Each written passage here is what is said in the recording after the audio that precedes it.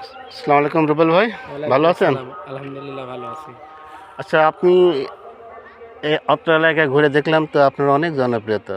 ঠিক। অনেকে তো আপনাকে নেতা রুবেল হিসেবে চেনে। ধন্যবাদ আপনাকে। তা আগামী 12 তারিখে যে আমাদের জাতীয় নির্বাচন অনুষ্ঠিত হতে যাচ্ছে, তো এই নির্বাচনে আপনি কাকে বেশি উপযুক্ত মনে করছেন, বা কাকে ভোট দিলে দেশের জন্য উপকার হবে? আমাদের দেশে একটা নাজমুল ভাই, আপনাকে অনেক ধন্যবাদ আপনার এগুলো প্রশ্ন করার জন্য। আমাদের দেশে একটা বৃহত্তর বড় আন্দোলনকারী দল আছে। সেই দলের প্রতিষ্ঠাতা শহীদ জিয়াউর রহমান। তার দলের নাম বিএনপি এবং বিএনপির একটা মার্কা আছে, ধানের শীষ মার্কা প্রতীক। যারা বিএনপি করে অরিজিনাল, তারাই ধানের শীষের প্রতীকেই ভোট দেবে। ধানের শীষের বাইরে যে ঘুরবে তার কোনো বিএনপির খাতার নাম থাকবে না, তার কোনো মার্কা নাই। বিএনপির মার্কা একটাই, ধানের শীষ। তাই আমাদের সবার উচিত এই ধানের শীষে ভোট দেওয়া। আমি রুবেল জনগণের নেতা, আগামী দিনে ধানের শীষে ভোট দেব এবং ধানের শীষকে বিজয় করে এই দেশে বিএনপি প্রতিষ্ঠা করব এবং ধানের শীষের সরকার গঠন করব।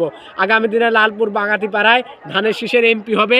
আমি জনগণের নেতা রুবেল আহ্বান জানাচ্ছি, সবাই ধানের শীষের পক্ষে ভোট করবেন এবং ধানের শীষের পক্ষে ভোট না করলে আপনি বিএনপি থাকবেন না। তাই আমি ধানের শীষের পক্ষে ভোট করব। আমি নিজে ধানের শীষে ভোট দিব এবং আপনারাও ধানের শীষে ভোট দিবেন।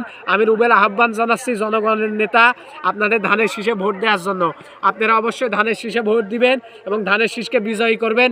ধানের শীষের বাইরে যাওয়ার কোনো আপনাদের এখতিয়ার নাই।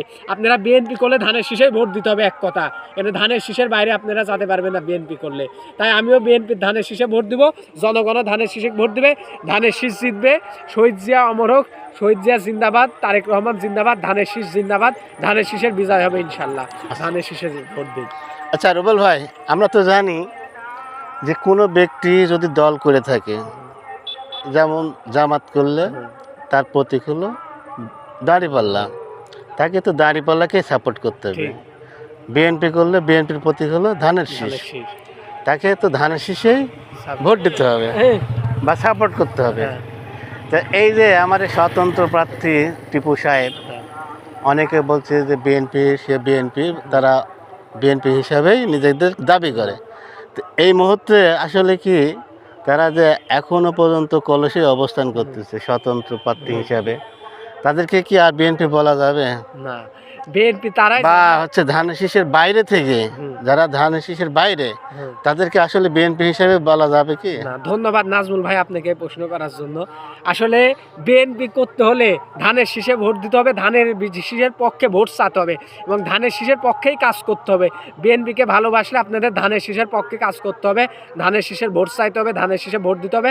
ধানের শীষের বাইরে গেলেও বিএনপি থাকবে না, সে যেই হোক। তাই আমরা ধানের শীষকে ভোট দেবো এবং ধানের শীষের পক্ষে কাজ করব। আমি ক্লিয়ার হতে চাচ্ছি রুবেল ভাই, যে আসলে যে দলই করবে, যে জামাত করলে তার মার্কা হচ্ছে দাঁড়িপাল্লার পক্ষে কাজ করতে হবে। বিএনপি করলে বিএনপির প্রতীক ধানের শীষের পক্ষে কাজ করতে হবে, এটাই তো? অবশ্যই। গুড। ধন্যবাদ রুবেল ভাই।